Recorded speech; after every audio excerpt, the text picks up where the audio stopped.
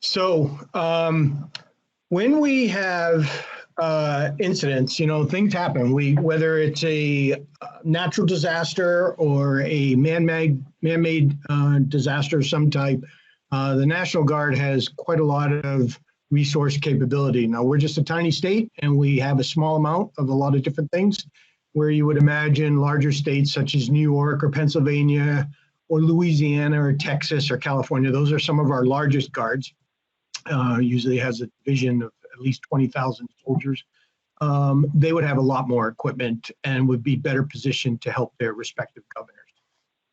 One of the important things to understand about the National Guard is just how does it work? Because when you're in the active Army and when you're in the U.S. Army Reserves or the U.S. Air Force Reserves, you belong to the President. The President is the Commander-in-Chief and works down through a Secretary of Defense. I'm looking at the right side of the slide here. And the work is done through the Secretary of the Army and the Secretary of the Air Force. And they can reach down to the Chief of the National Guard Bureau, who in turn has the help of a Director of the Army National Guard, the Director of the Air National Guard, to reach down and get resources from the National Guard. About 60% of the entire force on the Army side is in the Guard and Reserves. So it's just a substantial amount of equipment and personnel that have to be at the ready. If you look at the left side of the slide, the governor is our commander-in-chief, and it's set up that way in all 54 states and territories where the governor is in charge, and generally the person that reports and advises that governor is the adjutant general. In this case here in Vermont, our adjutant general is Major General Gregory Knight. Major General carries 2 stars. And they work with the assistant adjutant general on the Army side, also called the Land Component Commander. That's General Pavis. And then there's the assistant adjutant general on the Air National Guard, and that person is in command of the air component, if you will, and that is General Harder, Brigadier General Harder. So, that's the big thing I want you to take away from this slide, is that there is a constitutionally unique aspect to this, and that the states are in control of the National Guard, and the President is in charge of the reserves and the active components. But the President can reach down through different legal mechanisms and call up forces for use overseas. That is our primary focus, to be prepared for wars. The fact that we can bring a lot of this expertise and equipment to domestic operations is something that is unique to the states.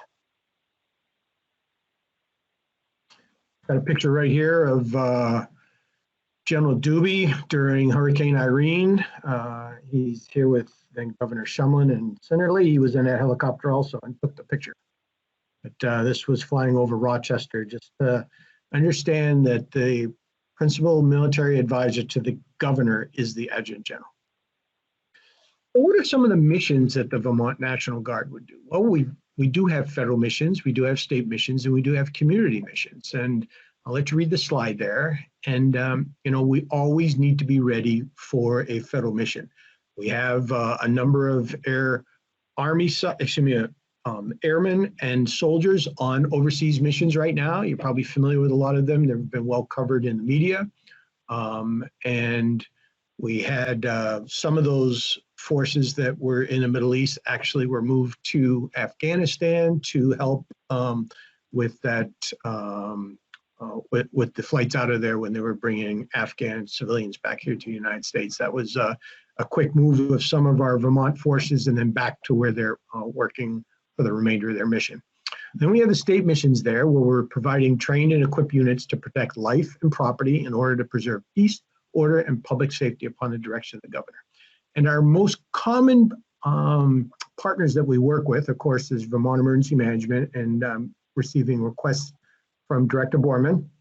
We also get a lot of calls from the Department of Health. And I would say probably the busiest partner that we work with is the Vermont State Police, because here in Vermont, the state police do not have a dedicated helicopter. They come to us a lot for search and rescue missions and things like that. And those happen frequently. And then at the community level, we do as much participation as we can in local and state programs that add value to our communities. When we were a horizontal construction, had the horizontal construction capability in the Vermont National Guard and our engineers. At one time, we used to do road repairs and things like that. We would build soccer fields at different high schools. We've lost that capability to some extent when we transitioned to combat engineers, but there are other things that we can do within a community like flyovers, static displays, things like that. Just want to give you a heads up on what I do as the Director of Military Support. I have a large steady state responsibility, and this includes the supervision of the 15th Civil Support Team, which is 22 active weapons of mass destruction experts located in South Burlington. And then we have the firefighting capability over at the Burlington Airport. And then we have a explosive ordnance disposal team. And then we have our JOC operations. So those are things that we do for day to day. Some days it's not as busy as others, but that's what we call steady state. Then we've got domestic operations training and planning. This is an example of that training right now. I take part in a lot of exercises. I take part in planning. Right now we're involved in the thyroid process as which started earlier in the week. We have input to that, for example. And then we are in charge of force protection of the Vermont Army National Guard. We have a robust team here to include installation emergency management, the anti-terrorism program, an insider threat program, the physical security to include the guards at Camp Johnson, who are state employees, and then the information and communication security of our systems here at Camp Johnson. So I'm not necessarily in charge of those things, but I have a lot of say in how the programs are conducted and seat at the table for a lot of that.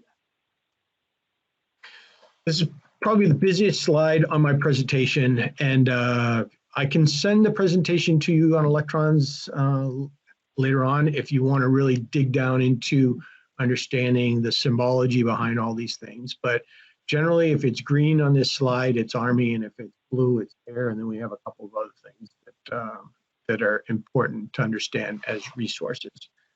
Probably the most important thing that I can assure Director Borman that we have at the ready are our National Guard response forces. And what those are is they're quick reaction forces. They're the forces that we can give to as a solution to something that's come up here in the state. If the state police are asking for an MP detachment, for example, as augmentation, until we can get that MP detachment ready, we might offer them a part of the National Guard response force until we can bring the MPs on. So these are forces that are trained on an annual basis and a little bit more ready than other soldiers and airmen that we might ask to come on orders. And the National Guard response forces are equipped through special congressional monies that come down to the state. So again, radios and things like that.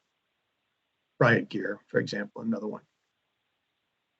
We also have the 15th Civil Support Team, which is a weapons of mass destruction unit. Rich introduced me earlier about being in command at the time when the Wake Robin Bryson incident happened. We worked quite closely with the Federal Bureau of Investigation as that incident got spun up and reacted to. Weapons of mass destruction could include chemical, biological, and radiological. And we were in support of the other teams in New England. And our primary focus is if a weapon of mass destruction went off in the city of Boston, then all 6 New England-based CSTs would head towards Massachusetts to help with delineating warm and hot zones and things like that. It's 22 full-timers, 18 Army and 4 Air. And it's, in addition to being a regional asset, it's also a nationwide asset. We also, as I mentioned, have the explosive ordnance disposal team in the air guard side of the house. And then we also have the firefighting capability. I think a lot of people understand that the fire house on the on the air side at the airport is the airport's firefighting capability. And then the last thing I want to show you on this slide is aviation assets. So the little bow tie looking symbol, that's rotary aircraft, and we've got the ability to respond to search and rescue requests, for example, like I said, with the state police. That often is the case with skiers skiing out of bounds in the wintertime, or a hiker being injured on one of our high peaks or something like that. It also can include elderly people wandering around away from their home, for example, or some kind of support to a police effort, perhaps. When it comes to supporting a police effort, we usually have to bring the adjutant general in for his advice on whether or not we're going to be able to do that legally. And then the growing concern that we have here in the Guard, and probably within your agencies, is cyber awareness and cyber capability. This is the new norm to be cyber resilient. There are adversaries out there that are testing our capability all the time. And the Guard has a small capability, but it is growing. Most recently, we helped out with the Ethan Allen, the hospital in Burlington when they had their systems compromised. So when we're trying to do planning here in the Guard, we really have to do an all hazards assessment of risk. And I have to look at those things that are most likely going to occur in any given year. And are we going to have extreme weather? Yes, we're probably going to have extreme weather, whether that's heavy snowfall in the winter, maybe heavy ice component, and in the summertime when we're reacting to tropical storms and like the preparation we had for Hurricane Ida just a couple of weeks ago. So if we're going to have those types of extreme weather, it's a good chance that the likelihood of flooding is going to occur too, so we have to plan for that. And then perhaps some man-made accidents. We're kind of looking at those being moderate to high, depending on how deliberate the potential adversary is. And then winter snow and ice storms. And then epidemics. Before COVID arrived, we just considered this a moderate effect on the state. Well, that's taught us that epidemics in their duration can be a much greater effect on the state and how we react to that. And then we're lucky to be living here in Vermont, where we continue to understand that terrorism is a much lower challenge than other states. So there are a number of things that we worry about. And, when we look at an all hazards awareness, we have to understand that there are natural disasters beyond hurricanes and flooding and ice storms. So could be potential large hail. While it's remote, it could be a tornado. And while it's even more remote, there could be an earthquake. When Rich introduced me, he understood that I was in the California National Guard for a while. I got my commission out in California and was there for about 8 years in the California Guard. And we worried more about earthquakes in California than we worried about ice storms. So it really depends on what state you're in that really drives the most pressing planning needs for that state. We could worry about chemical attacks.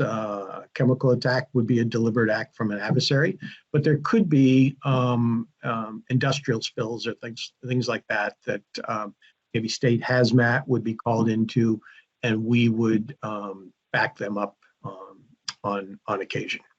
We also worry about biological diseases, and then the radiological nuclear explosive attacks. You can see those things down there. And then we're going to continue to talk about cyber because that's something that we continue to worry about.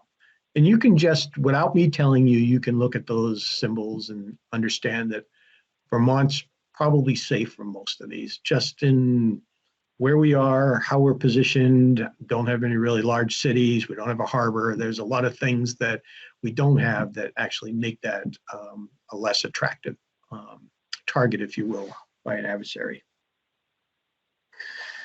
So this slide gives you a good understanding of a lot of different things that the National Guard construes as core capabilities. And we can do a lot of these things here in the Vermont National Guard.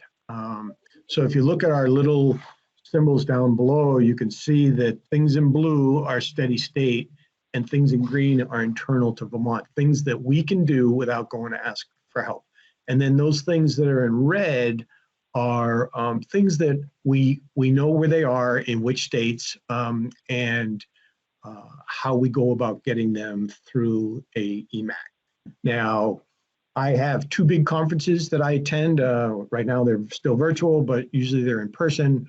One is the National Domestic Operations Workshop in November, and then that's followed by more engaging all hazards coordination workshop, usually in Louisiana in March. And down there in Louisiana at that conference, we would describe our gaps to all the participating states, and then try to fill them with units that they have that capability. And then we are very much a receiving state because we're one of the smaller states, but there are some things that we can give to other states. I'll have a slide on that in just a moment. So you can see the things that we can do here in Vermont. Now, from time to time, we lose force structure here in Vermont, or we gain force structure. Those are things that I let Director Borman know when it looks like we're going to be losing some kind of force structure, like let's say a transportation company moves to another state. If we're not able to fill that through recruiting, the National Guard Bureau might take that asset on paper and move it to another state so that they can actually fill those positions. So if we lose a truck company, then potentially we lose high water vehicles that could be used during flooding recovery operations. But generally when I get an understanding that there's potential loss of force structure, I let Director Borman know so that she's aware of that.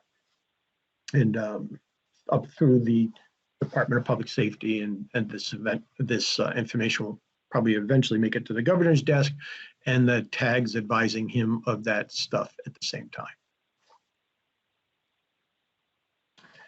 So when we're talking disaster response here in the Vermont National Guard, there's a lot of considerations. And do we try to be cost effective? Do we try to be mistake free? Or do you want us to be fast? And we can do those, but not all at the same time. So kind of ask you to be one. So generally when you're asking us to get out there fast, then we try to make it cost effective later down the road, but it might not be real cost effective right out the gate.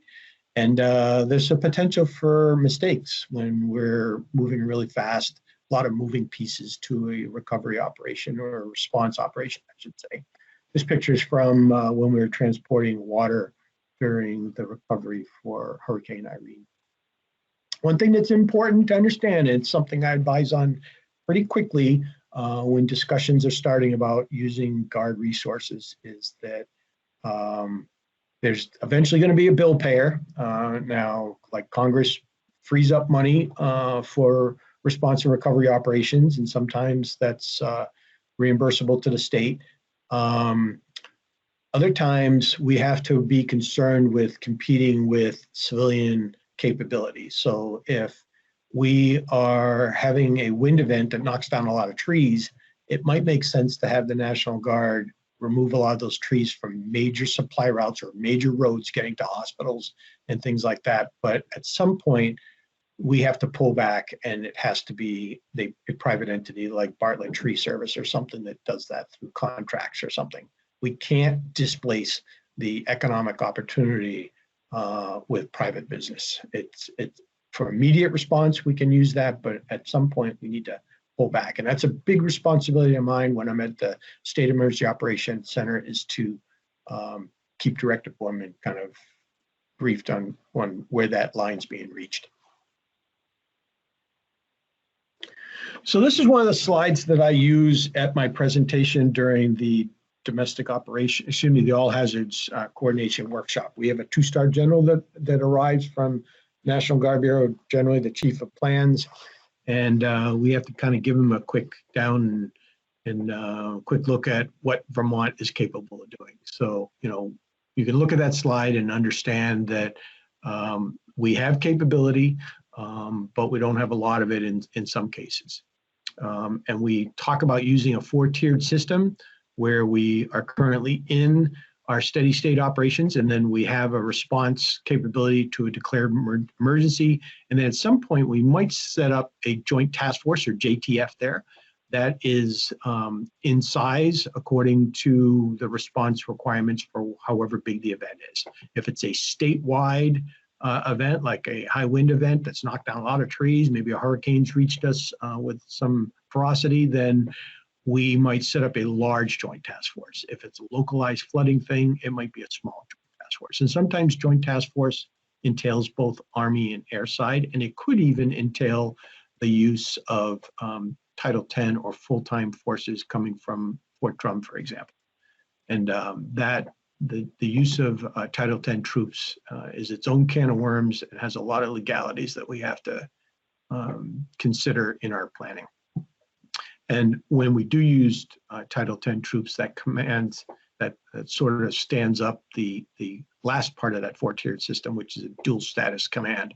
It's where a commander is identified, is in charge of both National Guard troops and Title 10 troops. It's a well-crafted legal mechanism that isn't used very often, but we have to identify those potential commanders and get them trained to a certain level before they're picked by the adjutant general to be that dual status commander. And then for domestic operations response, we also track planned events. We're already in discussions with the small planning group down in Killington for the 4th World Cup this November. When the Burlington Marathon starts again, we're involved in that.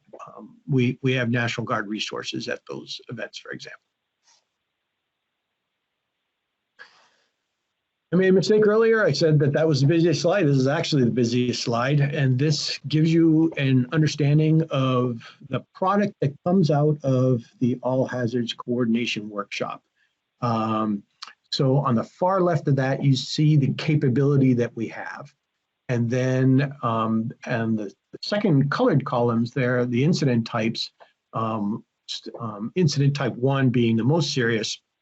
It gives you an example of what we look at here in Vermont of our capability, and where we start losing a lot in incident type 2 there. So we have to go out and find that. So we state the Emac requirement in the 3rd column, and then we look at the 4th column there, right in the middle of the slide, on which states are going to help us out. So if I've got a requirement of, say, for example, in aviation of 3 UH-60 companies, well, I go to all those states, New Hampshire and Connecticut, New York and Pennsylvania and Michigan, for example.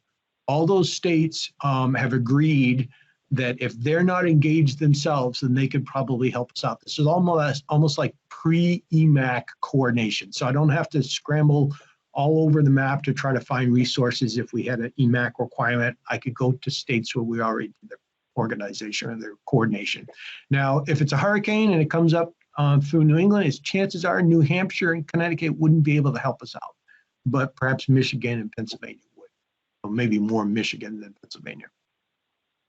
So this slide gives you a good understanding of how we coordinate that. And then the last 2 columns are things that we could give up and agreements that we have with existing states. That's actually better shown in this slide, which is giving you a good understanding of all the things that, all the states that we have agreements with, some with receiving and some with giving.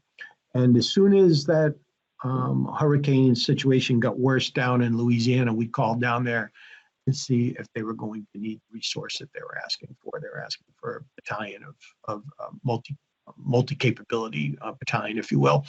And then we do get Emac requests from time to time, and we got one from Louisiana just a couple of days ago for some medical people, and we were all set to launch that. We had the resource, the tag was on board, but they called back and said that they had a quicker, more closer resource that they got agreed to, and they let us off the hook, if you will. So these are prearranged agreements that are shown on this slide, but different agreements from different states can come down through our connection with the National Guard Bureau through our Joint Operations Center at any time. And you can imagine the requests that we're getting from Oregon and California, to some extent Washington right now, for aviation assets. They ask for them every week, but we're in a place where our aircraft are prepared for a future use that we're just not able to answer those calls, but we get them constantly for fire crews to continue fighting those wildfires out there. I want to transition now to one of the big things that we do here in the Vermont National Guard, and that's prepare our liaison officers. And I want to invite you to attend our future liaison officer training, generally in the January or February timeframe.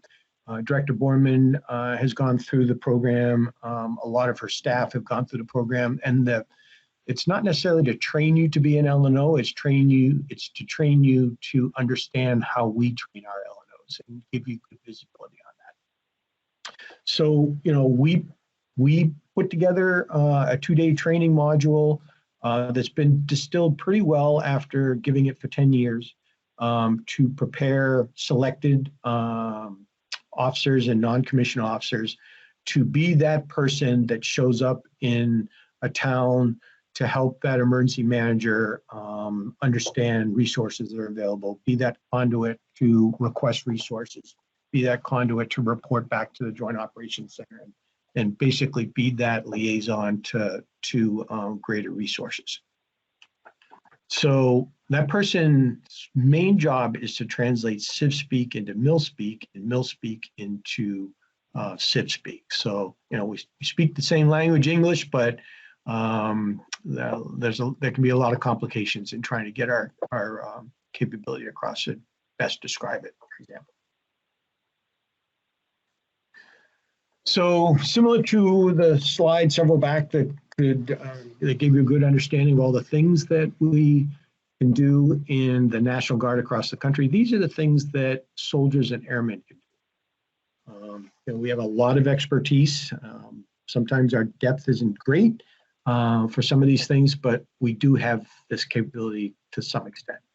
And you know, we're going to look at community liaison, and we're going to talk about interagency liaison. And, you know, what does that mean when we place soldiers and airmen into the communities? How do we augment our eyes and ears, if you will, in those communities that are suffering and need, potentially need Guard resources to recover? So these are some of the things that we look for in a good LNO. We don't just place anybody in the training. We ask the commanders to really think this through and to give us their best. We don't ask for the B or C team. We go right after the A team and then train them for those roles. So these are when an LNO is fully trained and capable of being deployed to be that representation for the National Guard at either the State Emergency Operations Center as augmentation for my team, or with a state agency. For example, we've got a lot of LNOs working with the Department of Health right now for many months now as part of our COVID support, or placed in the community. These are the things that they are trained to do once they've completed their training. How do they advise that supported organization? How do they assist? How do they monitor? And how do they coordinate? So they can advise on certain things that are available, and then maybe coordinate the arrival of those resources. But those are the 4 big things that an LNO really has to be competent. So this is our instruction. Generally, the first day, it's a lot of in-depth, you know, understanding of National Guard core capabilities, understanding what Vermont Emergency Management is. Director Borman normally has one of her staff members give that brief. We'll talk about things that We can understand as L&O functions and L&O core capabilities, intelligence support, things like that. And then the second days generally are community partners coming in and briefing on their capabilities. And sometimes we don't have time for all of those in any given year, so we'll rotate those. So one year we might have the state police and Army Aviation and the United States Coast Guard, where the following year we might have the American Red Cross, for example, instead. So it was shortened to 1 day. We really had to distill it 2 years ago when we were first dealing with COVID, but this next one in 2022 should be back to 2 days. So we require ICS 100 of everybody just to get into the course, and we let them understand that there's an online opportunity there. And then we recommend that they go do the full 200 through 400 at some point, and then we've got the further expectation that 700, 800 done. And then if we've got the funding, and we asked them to do DISCA Phase 1, and DISCA Phase 2 is a week-long course taught by the Northern Command instructors out of Colorado. And that is just a real in-depth course to give you a good understanding of not just National Guard capability, but capability that resides within the entire Department of Defense. And that course is open to civilians also. So if it's something you think your organization or state department or something like that would be interested in sending you, then we can help arrange that. So we construe L&Os as being successful when they can accurately and timely exchange information. And they keep Vermont National Guard leadership informed of the missions that we're conducting, the status of missions of adjacent state and federal agencies. Generally, when it's a regional event, we're talking very closely with New Hampshire, Massachusetts, and New York, our counterparts over there. And there are some things that in that advising role, the L&O has to let that state agency or that department and agency understand what they can and cannot do. And we always have to worry about mission creep, where we're in there and they're asked, oh, can you just do this? Or can you do a little bit more? Or can you extend that requirement a little bit more? We really have to watch closely that that doesn't happen, because basically we're prioritizing resources here within the Vermont National Guard. And if you're getting resources, you've been prioritized, but that could change as the recovery evolves, if you will.